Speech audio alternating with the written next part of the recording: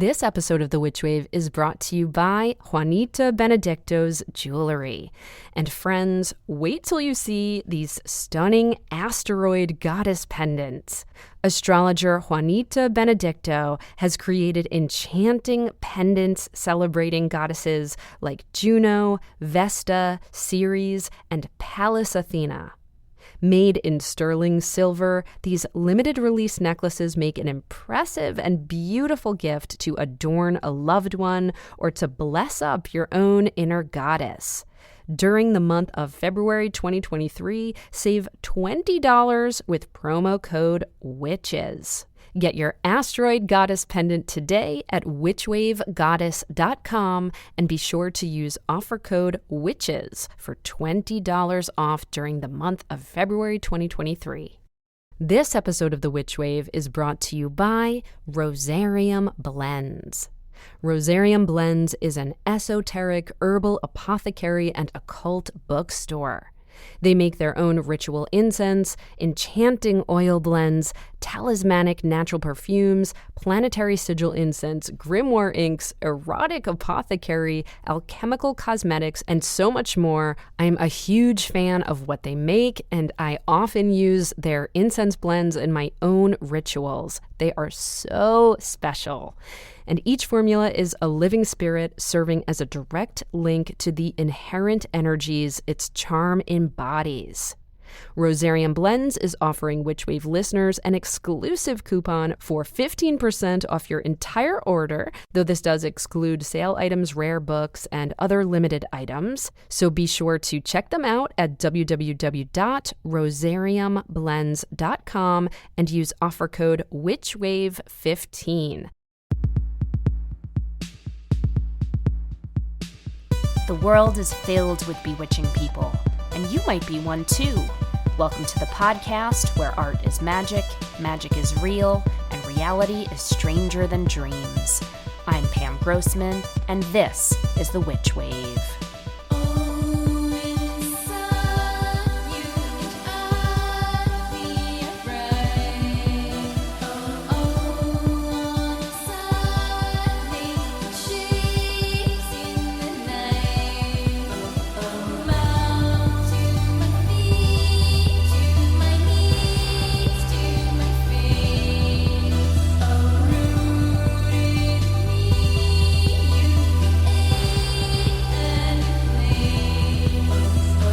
Hello and welcome to The Witch Wave.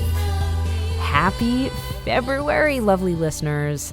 It's that time again, nearly Valentine's Day, which you probably know by now is also my birthday because I am not shy about mentioning that.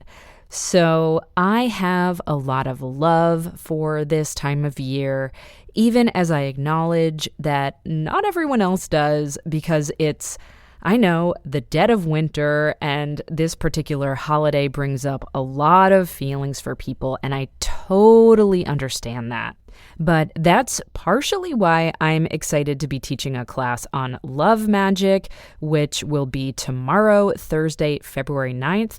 So if you're listening to this on the day it drops, you still have time to sign up. If not, don't fear. I will absolutely be making it available online at a later date.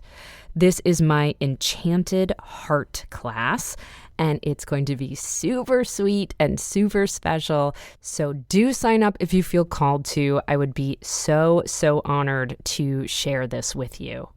And I'm really interested in the relationship between love and magic and the ways in which love can be expressed and cultivated in so many different ways.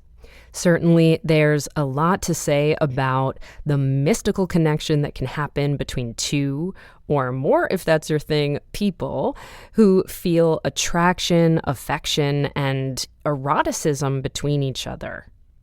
I'm also interested in the magic of self-love, the magic of love for the planet, and the magic of love for life in general. And we'll be touching on some of that in the class as well. But there's another kind of miraculous occurrence that happens when people who trust each other choose to creatively collaborate. And as far as I'm concerned, that's a form of love magic as well. I think about some of my favorite creative friendships and partnerships whose output was greater than the sum of its parts. And I'm lucky enough to have some of these creative partners in my own life. But I'm also thinking about the more obvious and well-known ones, like John Lennon and Paul McCartney, and the strange, surprising, ingenious music that came from that particular mind meld. I'm thinking, of course, about the artwork of Leonora Carrington and Remedios Varo, whose friendship and mutual interest in the occult and mythology and divine feminism deepened both of their bewitching paintings and writings. And of course, I am thinking about today's guests, the painters Tino Rodriguez and Virgo Paraiso, who are partners in love, yes, and life, yes, but also at times partners in art, and who not only inspire each other's individual work, but who sometimes collaborate on the very same paintings together. There's something mysterious and powerful that happens when kindred spirits come together to make something new. A lot has been written about this, and in occult and art circles, this phenomenon is sometimes referred to as the third mind.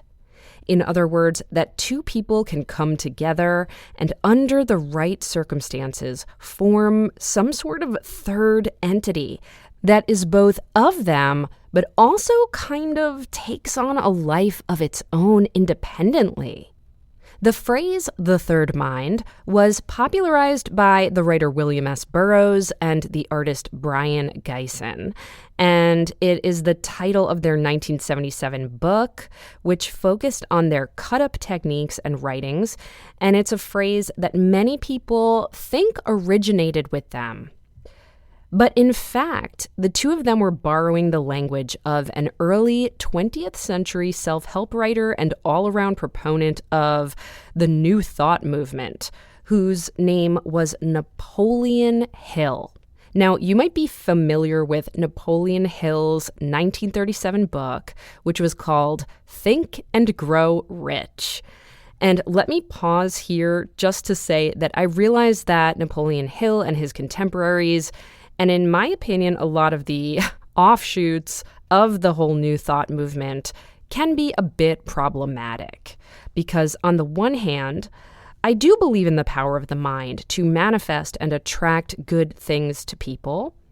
On the other hand, I don't think that these books and writings and philosophies often make a lot of room for the fact that the people living with privilege tend to have an easier time of using the power of positive thinking to get what they want.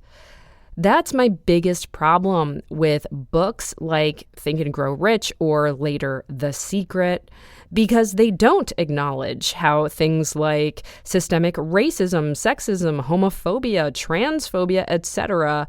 make it harder for lots of people to use the power of their minds to change their circumstances. And while we're on the subject, I think it's worth mentioning that I also don't believe that we are 100% responsible for causing bad shit to happen, because illness, tragedy, and hardship are part of the human experience, and it's often not our fault when we experience those things. It's not just because we didn't think positively enough or we thought too negatively that these things happen to us, right? But I do believe that magic, ritual, and the power of intention and positivity can certainly help. Otherwise, I wouldn't be a witch. So for me, the writings of New Thought thinkers like Napoleon Hill should be taken with a grain of salt, if not a whole shakerful. But there are some ideas that I agree with, to some extent at least. And in Think and Grow Rich, Napoleon Hill writes about what he calls the mastermind principle, which is the idea that the collaboration between the right combination of people can create magnificent things that neither of them or any of them could have come up with alone. He writes about forming what he calls a mastermind alliance with someone or several someones, and he describes this as, quote, the coordination of knowledge and effort in a spirit of harmony between two or more people for the attainment of a definite purpose, unquote. And he also writes this, quote, no two minds ever come together without thereby creating a third, invisible, intangible force which may be likened to a third mind, unquote. So there you have it, third mind coming from Napoleon Hill. Now, to me, forming the third mind with someone is an act of mutual respect, trust, intimacy, and surrender. And I would also argue it's an act of love, whether platonic or erotic. For I believe that to be able to do this with someone, there has to be some measure of love for one another's perspectives, gifts, ideas, and imaginations. And I can think of nothing more romantic than that. And that's why I'm so excited for today's Valentine's Day episode to celebrate the collaboration between Tino Rodriguez and Virgo Paraiso. Because in this episode, they talk about their love and their magic and the third mind that they become or form when they engage in their creative, artistic collaboration. But before we get to that, first, let's check and see what's come through on the Witch Wire. Who is it? Witches. So for today's Witch Wire, I recently received 2 different questions from different people that are actually very related to each other. So I'm going to read an excerpt of each and then answer them together. Angela writes, my partner and I are eloping after 3 years of postponements due to the pandemic and health reasons, and we couldn't be more excited. We are having our ceremony in New Orleans, in a historic, decommissioned church, and we have decided to keep it just the 2 of us. After all that we've been through together during the past 3 years of our engagement, it's important to us to have this day be intimate and solely for us 2. And since we are both Aries, we are having our ceremony on the night of the new moon in Aries and the day after spring equinox. My question is, what are some ways I can incorporate my magical practice into our day? And KJ writes, I live on and run an organic farm in rural eastern Iowa with my partner of almost 7 years. We have goats, chickens, ducks, 4 dogs, and a beautiful piece of land where we grow all sorts of veggies and flowers. We are very much in love and actually celebrating an engagement. We got engaged on the day after my birthday of this year. We are both extremely connected with the earth and earth-based spirituality. I recall in a past Witch Wave episode you briefly talked about your own wedding to your partner Matt, and I cannot figure out which episode it was. I guess my overall question is, what would be your suggestion for someone trying to plan their own meaningful pagan/earth-based spiritual wedding ceremony? Okay, so hello, Angela. Hello, KJ. And first, just a massive congratulations to you both and to your partners. I adore weddings. I love wedding ceremonies, and I think that they are truly powerful magic spells that we can cast to devote ourselves to love, to loving each other, to loving ourselves, and to loving the capital S spirit that has blessed us with such a deep connection to another person that we want to honor it and make a commitment to it. And here's the part where I say, and I truly mean this, that marriage is not for everyone. Partnership is not for everyone. So I am in no way trying to promote or push the idea of getting married onto anyone if that doesn't feel right for you. But for those who do choose to get married, this is an opportunity for you to craft a deeply sacred and joyful and playful ritual together that reflects the two of you and your love. And I will also tell you that even for the most skeptical among us, there is something about saying words out loud to one another in a ritualized manner that is unquestionably transformative. Something just shifts when you engage in this kind of ritual. Because we are making promises that are being witnessed by ourselves, by each other, and by something or someone or several somethings or several someones. And now, Angela, I know that you and your partner are just doing a ceremony for the two of you, and that is glorious.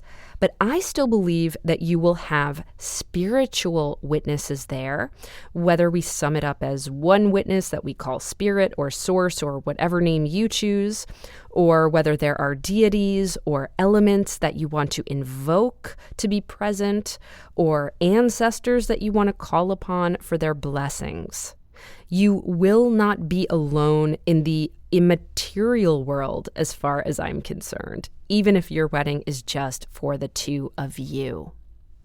And KJ, maybe your witnesses will be your ducks and dogs and goats and trees and veggies and flowers, or maybe you're planning on having some people there too. But regardless, I would just keep in mind for all of you the true intention behind a wedding and behind your wedding. This is the celebration of two souls who found each other and who are promising to love each other and support each other. And you are doing this out loud before the presence of something sacred. In fact, we can call it a ritual to honor the spirit of love. And yes, I know you're both looking for me to tell you specific suggestions of things to do. And yes, you can hear me talk in more detail about some of those ideas on episode number 45 of The Witch Wave, which also happened to be a Valentine's Day episode.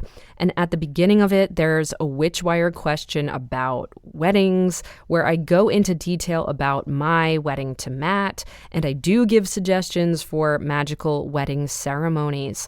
But I just feel compelled this time around to, rather than talk specifics, re-emphasize the intention of wedding ceremonies, because I think sometimes that can get lost for people. In my introduction to this episode, you heard me talk about the notion of the third mind. Well, in a wedding ritual, you are forming a third heart. Because a relationship is an entity unto itself that has to be consistently nourished and tended to and honored.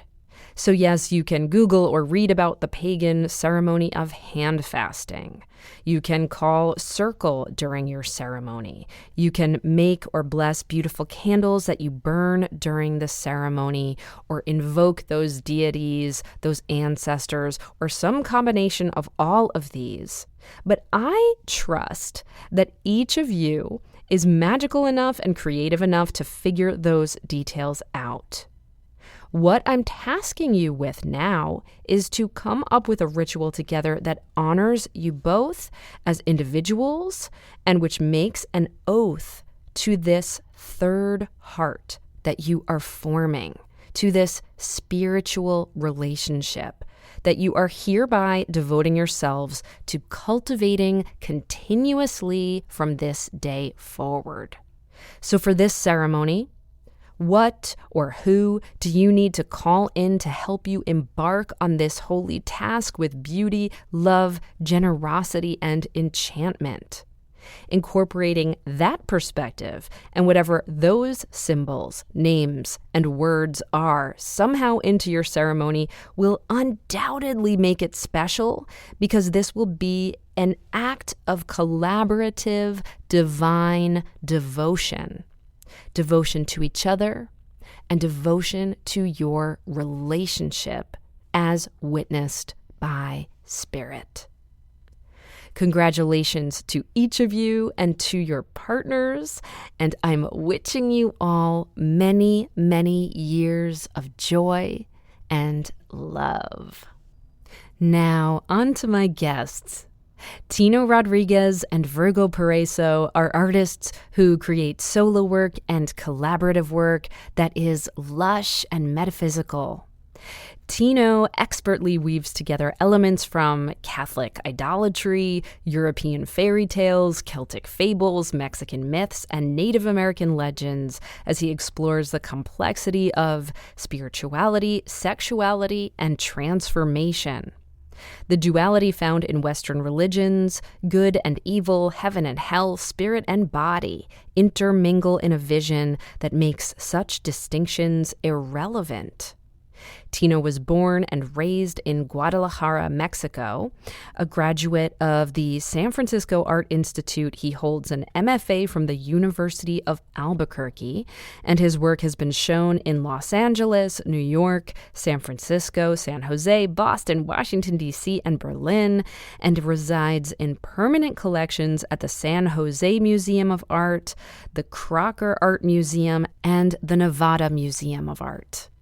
Virgo describes his own work thusly, quote, "Through your divine light, the universe awakens and consciousness blooms.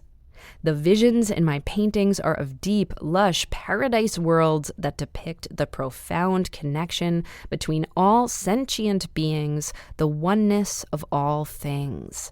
These mindscapes are portals that can open up our sense of perception and remind us of what we truly are in essence, which is infinite love and beauty. We are true divine wisdom. We are the source of existence. We are life itself." Unquote. Virgo was born in Chihuahua, Mexico. He grew up between Okinawa, Japan, Hawaii, and San Francisco, and he has studied art and exhibited in all of these places, as well as in New York, Boston, and Berlin. Both Tino Rodriguez and Virgo Paraiso have done work for the Wachowskis, including their Netflix series, Sense8, a music video for Anthony and the Johnsons, and films including Jupiter Ascending and The Matrix Resurrections. Tino and Virgo joined me from their truly resplendent studio in San Francisco via Zoom.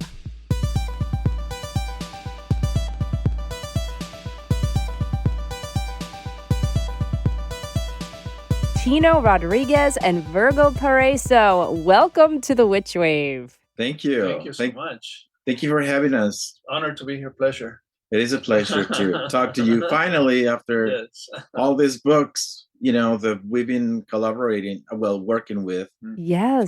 Finally, I get to talk to you. And we've been friends on Instagram for quite a while too. Yes, I've been such a huge fan of both of your work. But before we move forward, because I'm speaking with both of you, I just want the listeners to recognize whose voice is whose.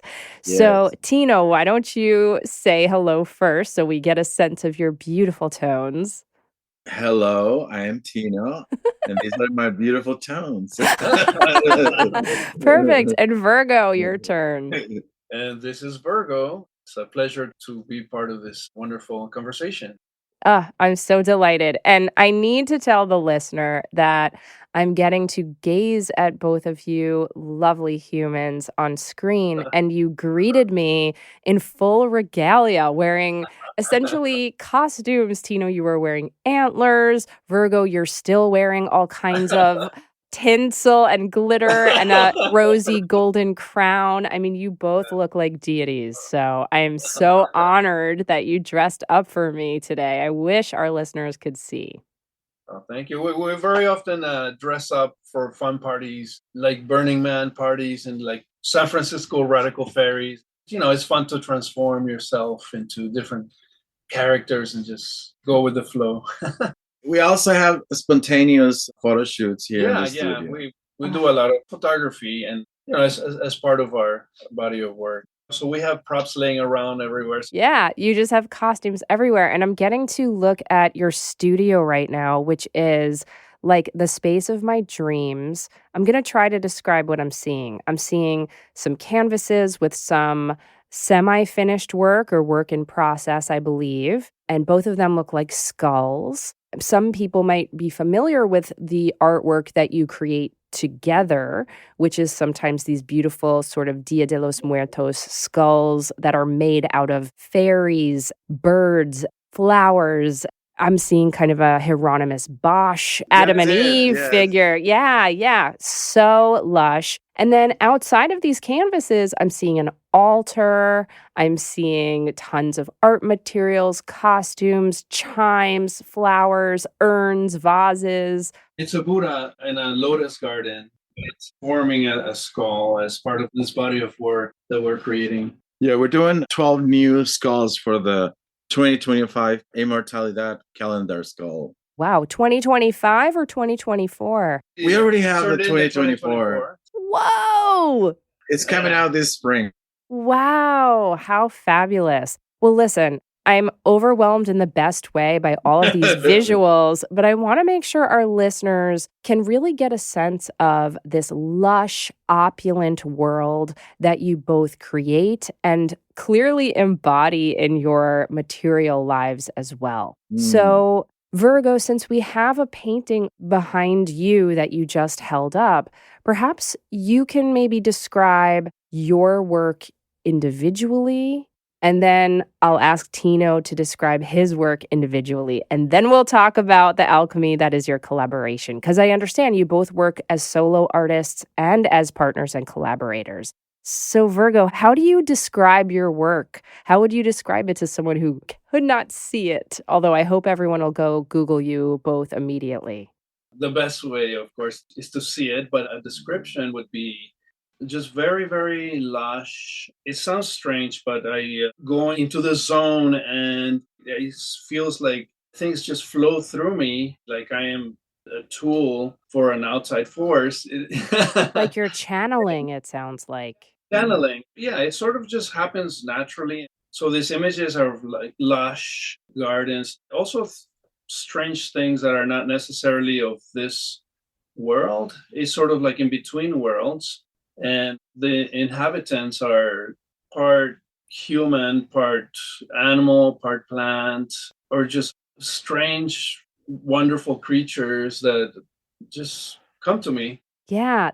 The word hybrid comes up a lot for me when I'm looking at your work. There are these bird people hybrids or butterfly people or plant people, these gorgeous kind of transcendent beings that occupy different spaces at the same time.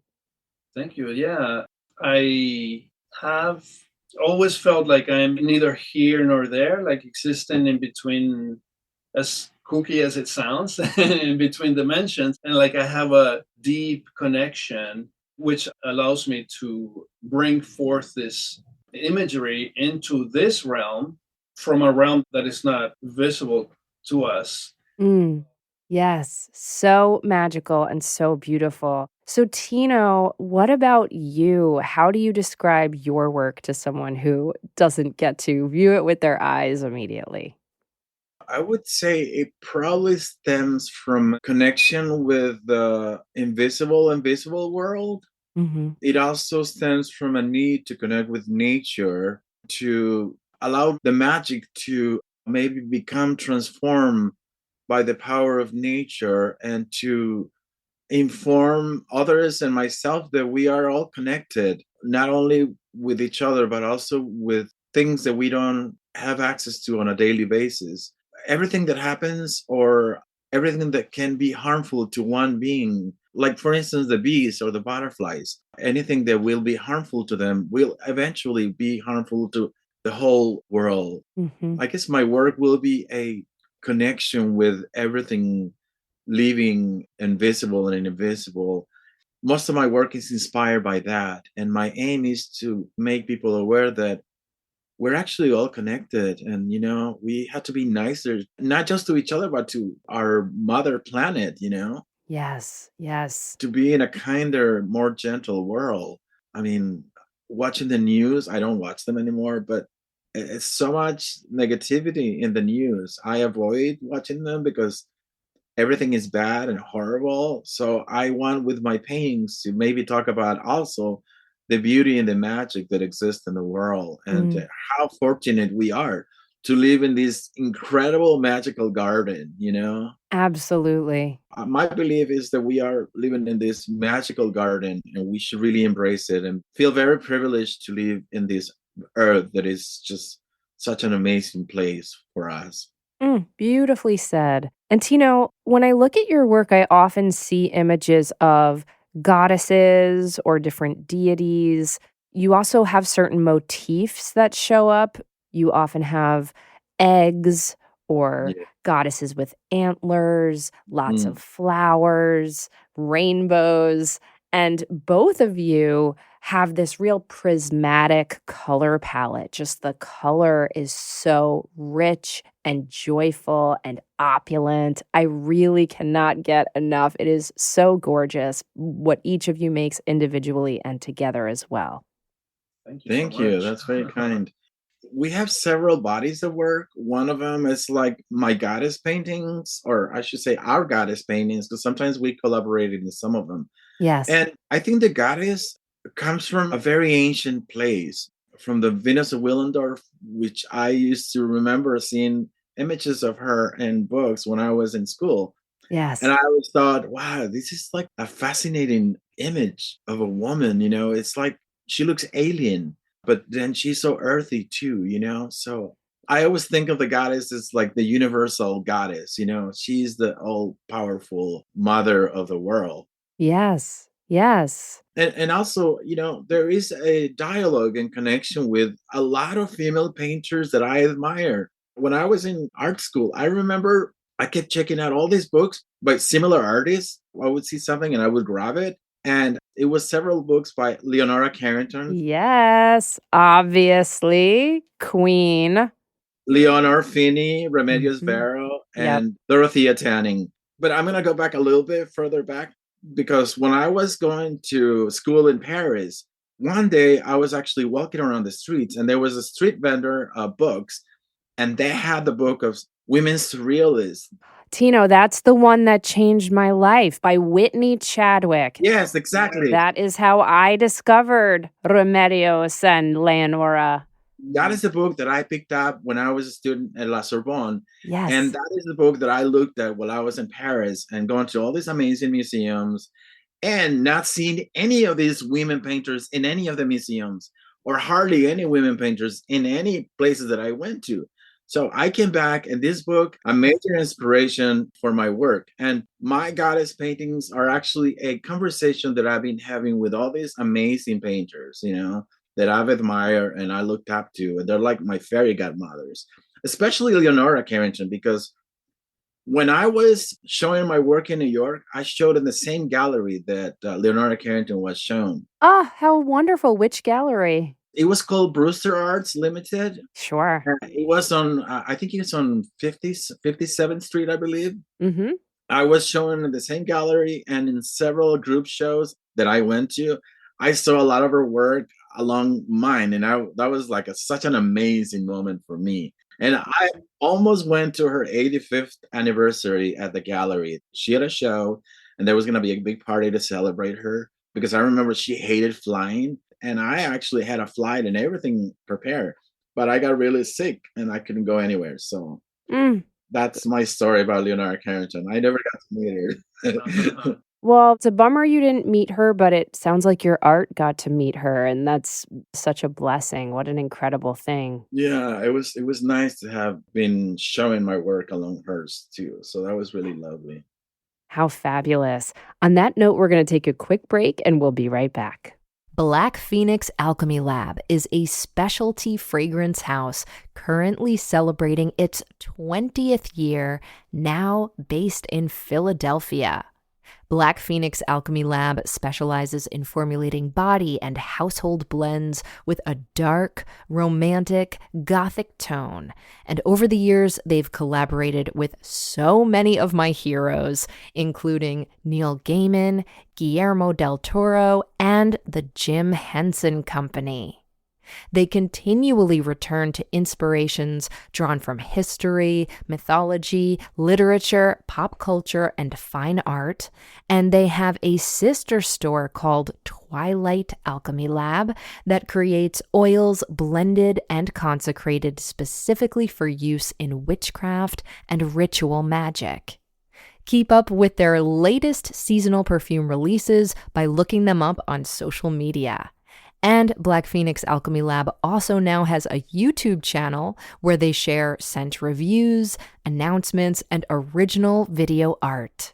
Perfume archives and customer reviews going back many years can be found at the fan-run bpal.org web forum. And of course, you can order all of Black Phoenix Alchemy Lab's decadent perfumes, oils, and more at blackphoenixalchemylab.com. The Witch Wave is sponsored by BetterHelp. I often think about trying to aspire to be the best version of myself.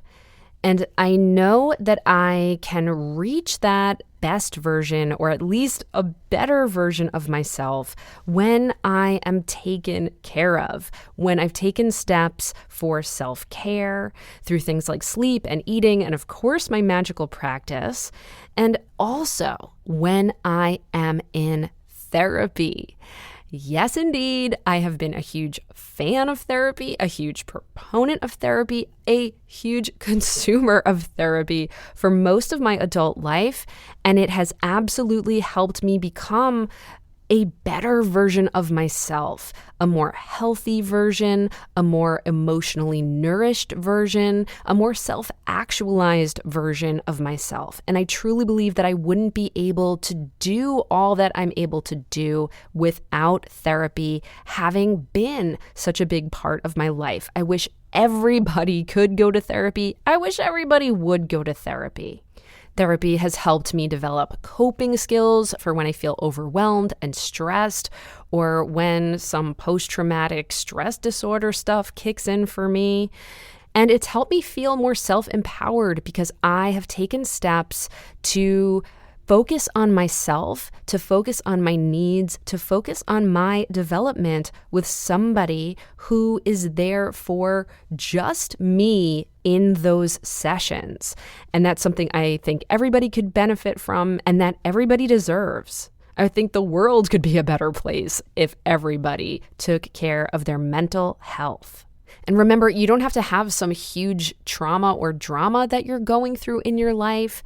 Therapy is just good for everyday maintenance to help you clear out some of those worries and anxieties and stresses so that you then have more bandwidth to do the things in your life that you really want to do and for you to become the person that you are meant to become. If you're at all curious about therapy, BetterHelp is a great option because it is more convenient and more accessible than so many other offerings out there. It's affordable and it's entirely online, so you can communicate with your BetterHelp therapist from virtually anywhere. All you have to do to get started is fill out a brief questionnaire online, and then you'll get matched with a licensed therapist that's hopefully right for you. But if not, you can switch therapists at any time for no additional charge because BetterHelp wants you to find that right match. So if you want to live a more empowered life, therapy can get you there. Visit betterhelp.com/witchwave today to get 10% off your first month. That's BetterHelp, HELP.com/witchwave. Take care of yourself and live the life you're meant to. Hi, Witch Wavers. I have exciting news. At long last, we have some new Witch Wave merch available for you now through TeePublic. We decided to go with TeePublic for our new Witch Wave merch because it is a print-on-demand site, which means you can get different variations of the Witch Wave logo printed on t-shirts, mugs, totes, stickers, magnets, notebooks. Oh my gods, the sky's the limit. And the shirts come in different styles and fabrics and colors and are available in sizes small through 5XL, so you can order whatever you'll feel you're most magical in. So head on over to witchwavepodcast.com/shop. Welcome back to the Witch Wave. Today I'm speaking with Tino Rodriguez and Virgo Paraiso. So, we were talking about some of your artistic influences, Tino. Virgo, who are some of your influences? More than artists that are already famous, I really find inspiration from being observant to details in life, to the real world. I'll be walking down the street and somebody spilled a coffee and it made its beautiful shape and it really comes to life. And I'm very often photographing these things so that I don't forget, and also carry like a pocket sketchbook. I take a sheet of paper, rip it and fold it and make this really great ideas because I have so many ideas constantly going through my mind. Different things, different light, different colors and shapes really inspire me. So that's the biggest part of my inspiration. I've always been that way since I was a child. I was hyperactive. I got kicked out of 3 schools because I was too hyper. Oh, wow. My mom, she took me to a special school for hyperactive kids, and I got together with the worst kid there, and we just were a terror. The teachers there would have like projects for the kids. Sure. So it was like a checkered sheet with squares, and they would have the kids fill in the squares, something to help them put their mind back together. So I found theirs kind of simple, and so I would invent my own. And so they just had me like a factory creating these images for them. And my mom's like, wait a minute, I'm paying you and my kid is designing all these things for you. Like, what's wrong with this picture?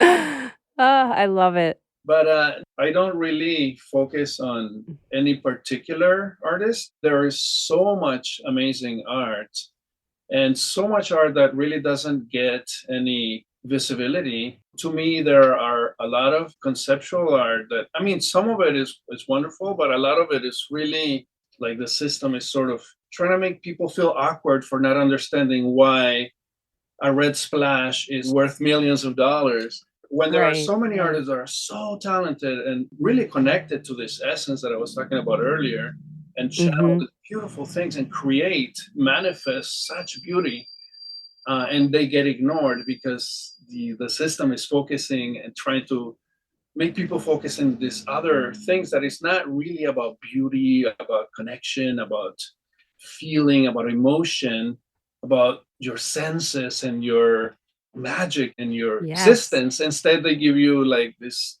lame, to me, like when I see this, I know that it's really created to distract people from some really beautiful stuff. For example, Tino and I went to Italy. We went to Florence. There is like from floor to ceiling, this mind-blowing art, and nobody even knows who the artists are. And they are so mind-blowing. And I'm like, what's wrong with this picture? You know, it's like... Yes, I understand. Well, listen, I wanted to speak specifically with the two of you for this episode because this is going to be airing just before Valentine's Day. Oh, yeah. Right. My favorite holiday, actually. Me too. It's also my birthday. Thank you very much. I know, I'm a Valentine baby. I love It's Witch, so wonderful. baby. Have you ever seen the movie Picnic at Hanging Rock? I love that movie. Takes place on Valentine's Day. You know. Oh, believe me, I know. I love that film so movie much. Is so incredible. Yes, yes. But I'm very interested in the notion of of course, love, but also the notion of partnership and collaboration. And so I have lots of questions about how you work together. I suppose the first one is just simply, how did you meet each other? How did you encounter one another?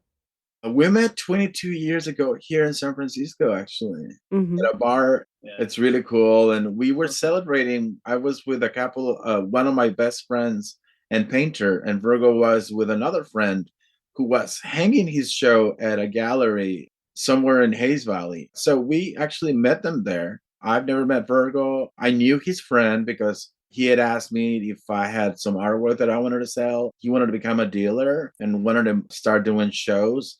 And I had just gotten invited to a show at the San Jose Museum of Art. And I was really excited because the curator had come and she was actually very positive visit, and she really liked my work and wanted to have 3 pieces for this exhibition. So I was out celebrating that. And, Virgo was there, and that's when we met that night. Yes. And did you immediately know you had a spark? I know I'm being very nosy, Yeah, No. but in terms of how your affection for each other deepened, was it pretty immediate or did it take a while? It took a while, but the connection was there since the very beginning. I think once Virgo saw my work, he realized he had already seen a show of mine. Oh, He already nice. seen the work. He had gone to see my show with a friend. When he saw my work, he's like, I'm also a painter. And then like, oh, what kind of work do you do? And then we started talking and I went to see his show. It was pretty incredible with all these hybrid creatures. And I was like, wow, you are actually a really good painter, because I meet so many people. They're like, oh, I'm an artist. And then I go, oh. And then they show me the work and I was like, oh, when do you do this? And they're like, oh, I did this in high school. I'm like, well, that's kind of a long time ago. Mm, They say they're artists, but they're more like art aficionados, but they're not serious artists. And when I saw Virgo's art, I'm like, oh, you are a real artist. And, yeah. it was good. Yeah. You impressed him, Virgo. I was impressed. Yeah. It was wonderful because my whole life growing up, I've taken art so seriously. I remember in high school and in art classes, I was so dedicated that I sort of felt like I wanted more of a challenge. I wanted to feel like, oh my God, I better kick some butt because this person is so good. But I never really felt this inspiration to want to be even better at the best I could possibly be. When I met Tino, a co-worker showed me a flyer for his show, and he said, like, this guy's work reminds me of yours. It's really incredible and you should check it out. And I was fascinated by the image in the card. So I went to his show and I was completely blown away.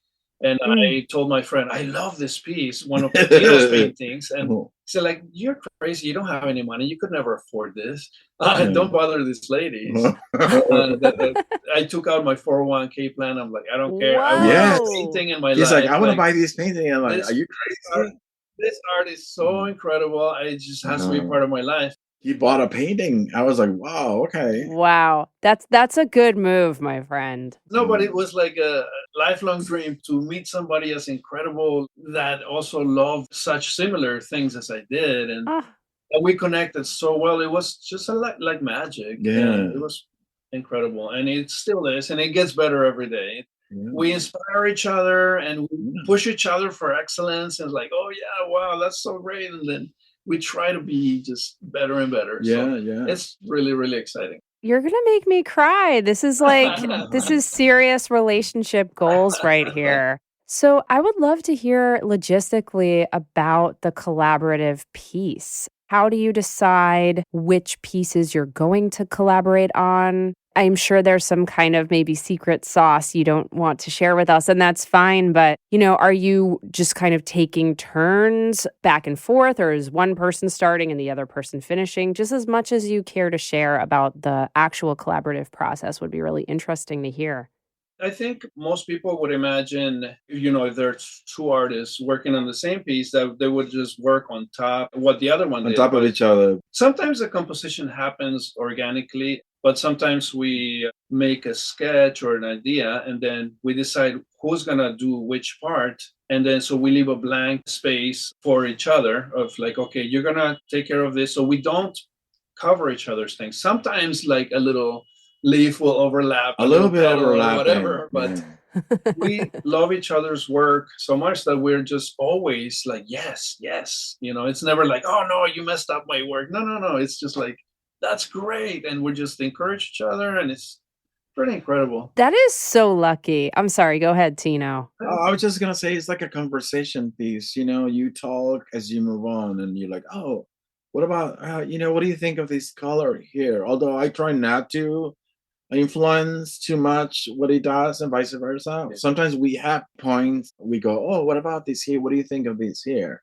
And we're like, "Oh yeah, that sounds really good." Yes. Yeah, so we give each other advice sometimes, and we can take it or leave it, no hard feelings, but normally we're like on point.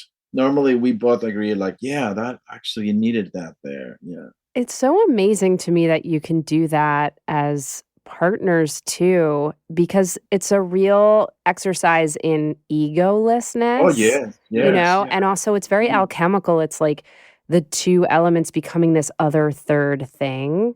And I just Yeah. find that so inspiring. And it sounds like a lot of fun too. It's a lot of fun, but it's also a lot of work. Part of the awareness that we are all the same energy, Yeah. and two energies together create a greater energy. A greater And energy. if you But bring the two right energies we together, you can create something really, really we wonderful. create a third artist, and it's really Yeah, exciting because it's kind of like right in between both of us. It's Yes. like our conversation love piece. But yeah, it's a lot of fun. Mm. Also, it's half the work that I have to do on a piece, so it's great. Yeah, it's great because we get it done half as difficult Yeah. and twice as beautiful. So Yeah. what could be better than that? Ah, Yeah. so gorgeous. On that note, we're going to take another quick break and we'll be right back. I want to tell you about Pendulum Swings Tarot. This is an offering from an incredible reader named Kathleen, who does a whole host of different readings. But what I love about the tarot reading that I got is that it was all done via email. And that's what she specializes in. She will do a reading for you based on a question that you send her. And then she takes a photograph of the cards that come up and she writes out in great detail what the cards are saying to her and what messages are coming through. And I loved my reading because, as you can imagine, I've gotten a lot of different readings over the years, and I often spend a lot of the session trying to jot down notes and trying to remember and absorb everything the reader said. And in this case, getting this beautifully written out reading really helped me take my time to absorb the messages and allow me to go back and reread it as often as I can so I can really be present for everything that the cards were communicating for me. Through the Pendulum Swings Tarot, Kathleen offers many different types of readings, which are all psychic and intuitive and emailed to you. And these offerings include tarot readings, year ahead readings, past life regressions, and spirit communication. And Kathleen says that she chose the title of The Pendulum Swings because she finds that the swing of the pendulum carries meaningful, symbolic significance, the ebb and flow of life. And she wants to help people navigate extremes like the pendulum to eventually deliver us to a position of balance and insight. And once again, this will all be emailed to you so you can read it on your own time and reference it later. You can find the Pendulum Swings Tarot on Instagram at the Pendulum Swings Tarot, on Etsy at Kathleen's Etsy shop, which is Pendulum Swings Tarot. And she is offering 13% off any of her readings if you use code MyWave13.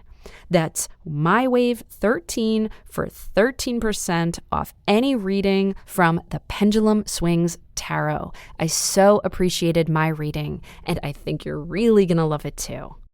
Would you like even more Witch Wave? Do you wish you could hear from me and my other bewitching guests on a weekly basis?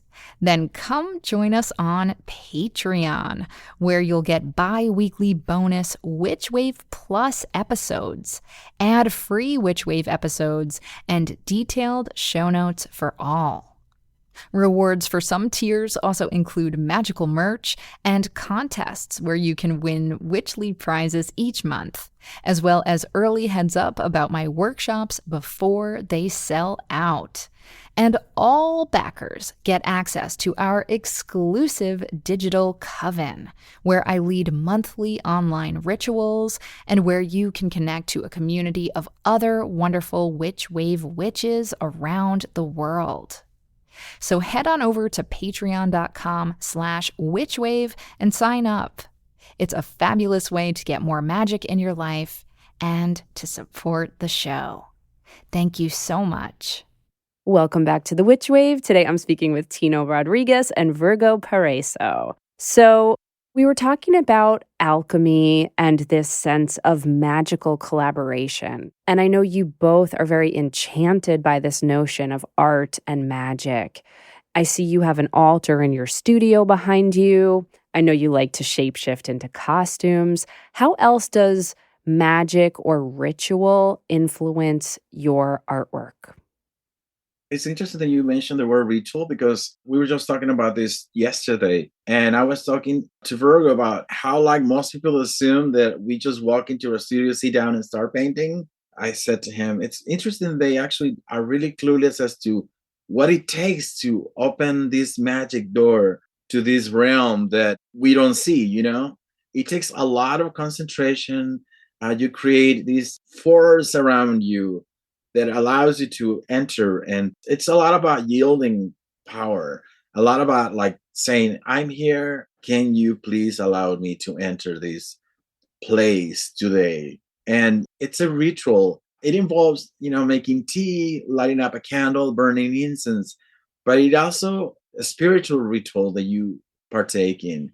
You are actually opening up your heart to allow for this to happen. Most people just assume that the idea of painting is basically a physical one, but they don't consider the metaphysical, spiritual part of art, making art. It isn't just the hand that is making these brush strokes. It's connected to like these other wonderful places that you connect to. And sometimes when you're painting, you lose track of time and all of a sudden you're like, oh my God, it's like midnight, or 5 a.m, whatever that might be, and Yes. you slowly come out of that. But you're talking about the aspect of magic. I think it's embedded in our childhood too, because we're both from Mexico. Mm-hmm. Mexico is a very spiritual, magical place. People still celebrate, like, for instance, Day of the Dead. There's a big celebration for that. So we grew up with that pagan celebration. And there's also a sorceress that you can go to, and then they would heal you and give you herbs. So would this be a curandera? Yeah, curandera, yeah. Mm-hmm. Yeah, Mm-hmm. there's a lot of magical things when you go to the marketplace. People that make arts and crafts, to herbs, flowers. Basically, it's embedded in magic, Mexico. Yes. There's a strong connection that they call it the Nahual spirit. Every person, when they're born, they have an animal spirit assigned to them. Not everyone, but a lot of people believe in these. And they're like, animal spirits, we all have one or several. Tino, what was that word you used? It's Nahual. It's Mhm. Nagual. Ah, beautiful. Yeah, it's a pre-Hispanic word For your animal for twin your soul. animal twin soul. Mm. And it's a beautiful legend about that. So we grew up with all these stories. Also, a lot of oral storytelling, specifically Mexican tales, La Llorona, the Yes. weeping woman. Yes. That's very famous. And I think as children, we all knew that story. And that's the story that our mothers used, that we come back home late at night. Like, hey, come home, or else La Llorona's going to come and grab you and steal you away. Yes, yes, yes. Yes, there's a lot of that magic everywhere, in the culture. So What region did you each grow up in? I'm from Jalisco, Guadalajara, which is the West Coast. And And I'm from Chihuahua. Mm-hmm. Chihuahua is the biggest state in Mexico, which is under the biggest state in the U.S., which is Texas. So they're like bordered to each other. Right. Okay. And when did each of you move to the States? So I was 13 when I moved here the first time. Mm-hmm. I went back home and went to school there for a little while, and then came back here and started junior college here. So I've been here since 15 years of age. Mm-hmm. Mm-hmm. So I remain here and I've gone back for vacation only. But I feel like San Francisco is home, especially San Francisco, because I used to be in LA area. Yeah. I never really liked it, but I really liked the school. I went to Santa Monica College and I love the school system, really great teachers, and the art classes were amazing. I learned a lot in Santa Monica College and I just love school there, you know. I transferred to the Art Institute here in San Francisco in 1991 and I moved here then and I felt like I had arrived home. Yes. Other than a break from San Francisco, 3 years in New York, and we came back because it was not our cup of tea. We didn't connect with our energy, with our vibe. So we came back here. But other than that break, I've always been, since 1991, I've been in San Francisco. Very cool. And Virgo, what about you? So I left Mexico and came to the US between 12 and 13 years old. And then my mom married a Navy chief, and my mom and her 3 boys. We all went to Okinawa, Japan for 4 years. Wow. And then from that, we moved to Hawaii. My stepdad stayed there for 2 terms, and then I stayed extra. I was there for like over a decade. Mm-hmm. Then I met somebody that lived here, and we flew back and forth. I was invited to come here. I'm like, oh, yes. San Francisco is the most beautiful, magical, powerful city. It's just so free and welcoming for all types of personalities and life forms, you know? Yeah, it's true. Absolutely. I love San Francisco, and so many of my favorite artists and writers have spent time there, if not were born there. And I was actually thinking about, speaking of another pair of magical collaborative artists, are either of you familiar with the artist Jess and the writer Robert Duncan? Oh my God. Yes. Yes, because they used to live down here. Mm-hmm. I was just reading their book. Okay, so when you're done with that book, Tino, and the book Tino just held up is called The Householders, and I have Oh my not read God. that one. So It's so incredible. So I saw an exhibition of theirs that came to NYU actually a number of years ago, and it was called An Opening of the Field, something like Jess and Robert Duncan and Their Circle. And it was all about, again, like the two of you, Jess being this primarily collage artist and visual artist. Now, Robert Duncan was more of a poet and a writer, but they lived in San Francisco. They collaborated. They're literally a few blocks away from here. Yeah, Our directly friends bought a across the house street across from the their street from house. Duncan. So I took a pilgrimage maybe about 10 years ago to visit their house, and I couldn't get in. I don't know who owned it, but I just went to their house just to kind of pay my respects because they were part of this community of people who were interested in magic and art and mythology. And earlier, one of you mentioned the radical fairies. And so I would love to hear a little bit about the magical artistic community that you're part of, if you care to share. Yeah, so after coming back from New York, we were there for about 3 years, and it was wonderful. It was amazing, wonderful, yeah. but not for longer than 3 years. We were there for 3 years, so it was just perfect. I get it. But we came back, and a writer friend of ours that lived in a ferry community house, invited we stayed with him let us for stay a with him, few and weeks. so we met all these wonderful radical fairies. Yes, really welcoming. And let me actually interject for the listener who might not be familiar with that term. The radical fairies, my understanding is this is a primarily queer magical community, usually of queer men. Is that correct?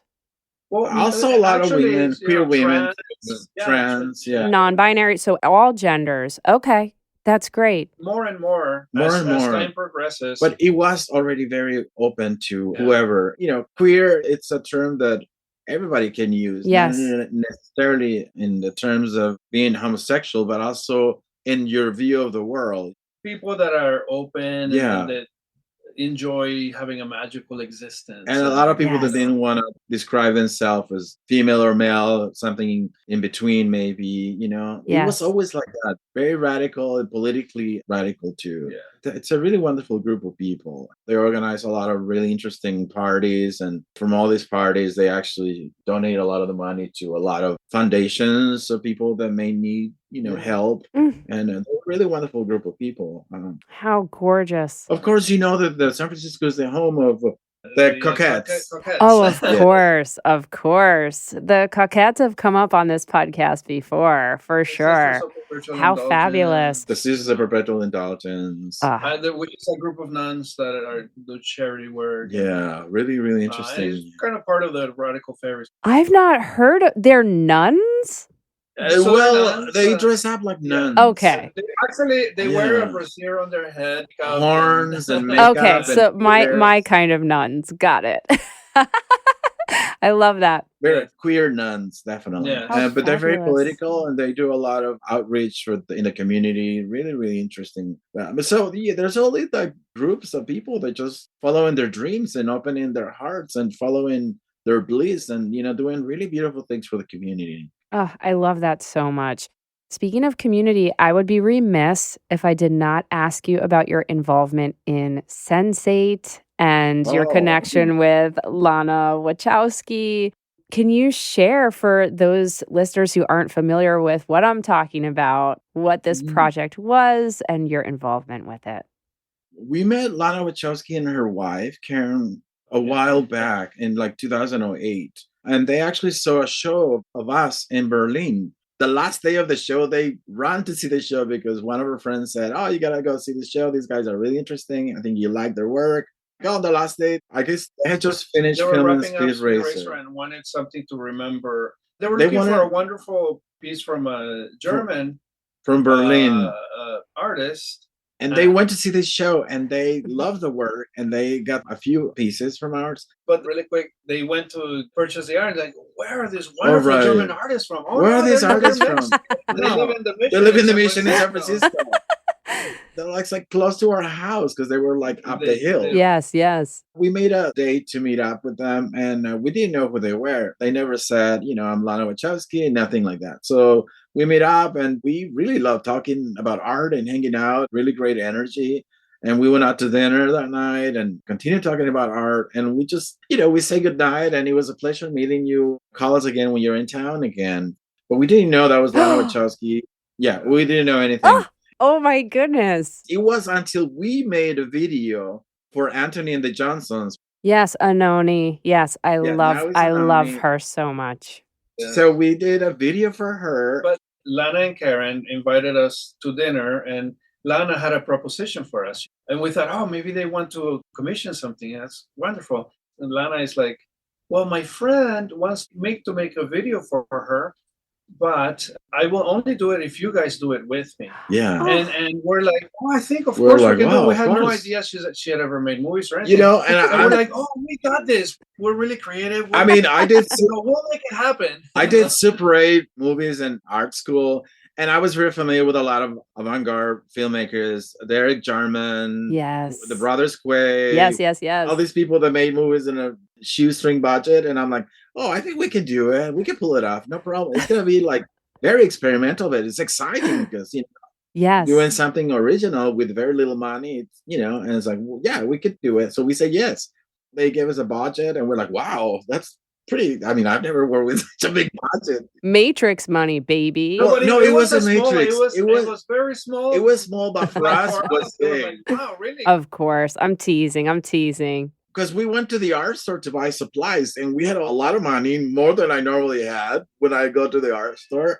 And I was like, oh my God, I can buy all these flowers that I love. So first we're gonna build a set like, oh, can you also do masks? So we created So the video is masks. called Epilepsy is Dancing. Oh, I know this video. It's so beautiful. First we were gonna make a tiny set, and then A tiny she set, rented this huge set. It's a and we huge dressed it warehouse. all up. And then what about the masks? And then what about the makeup? And then their So- makeup artist never showed up. So we had to do the makeup. Oh my goodness. Their costume artist never showed up. So we had to make the costumes. Yeah. The way it looks, The what visuals. everybody's wearing. Yeah. We made everything happen. And the set, the The costume. makeup. Yeah. I had no idea that was you. I mean, I am such a fan of this video. This is so incredible. How fabulous. Anani's outfit, it was all made by Yeah, us. Oh, Her outfit, her mask. how exquisite. So, but if you notice the video, when you watch it, probably rewatch it again, you're gonna see that, she's singing butterflies and flowers. So that was taken from the painting of mine that Lana and Karen First had purchased.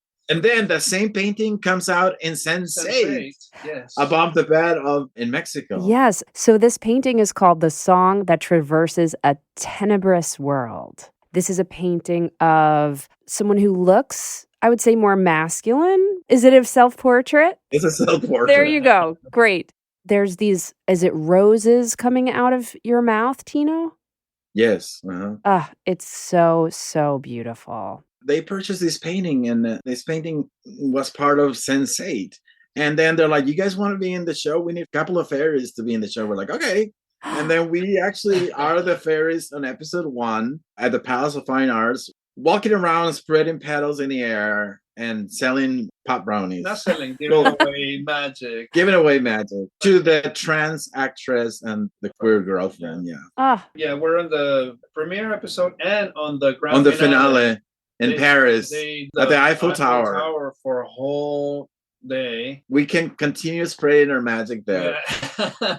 Oh my goodness. Well, listen, this is the Valentine's Day episode. We've ended on Paris, the city of love.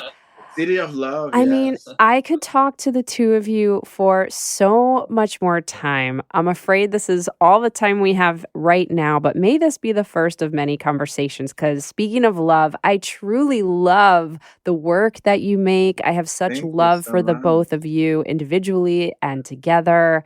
So this was a real gift for my early birthday. Thank you both so much for being on the Witch Wave. Likewise. It's Likewise. been wonderful. We have loved connecting with you. It's been a true pleasure. Yes, ever since the book came out, I'm like, oh my God, fabulous essays on the book. Yes, this is the witchcraft volume from the Yes. Library of Esoterica. Absolutely. And actually, before we go, I know people are going to want to learn where they can see both of your artwork. I know you have that skull calendar that you both collaborate on. So why don't we leave with just a few more bits of magical rose petals for people to follow? So Tino, why don't we start with you? Where can people see more of your work? People can see my work online at tinorodriguez.com.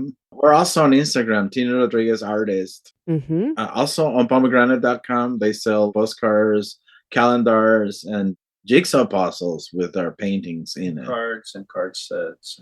Whoa, I bet that puzzle's really hard to do, because knowing how, It is. It's 1,000 pieces. It looks 1,000 pieces. But people love doing it. because your work is so intricate. And there's a Yeah. brand new one coming out. Even more Beautiful one. intricate, if that's Even more possible. intricate. How fabulous. And Virgo, what about you? VirgoParaiso.com, Mm-hmm. or also on Instagram under Virgo Paraiso. That's pretty much it. Perfect. Perfect. Well, I can't wait to see each of your work and your work together in person someday. In the Yes. meantime, I'm going to keep gazing at it lovingly online. This is such an honor and a joy. Thank you for the beauty you make and the magic that you make. Thank you for being here. Thank you. Thank you It was so a much. pleasure. That's it for the show. Thank you again to Tino Rodriguez and Virgo Paraiso for sharing their splendid third mind and third heart with me.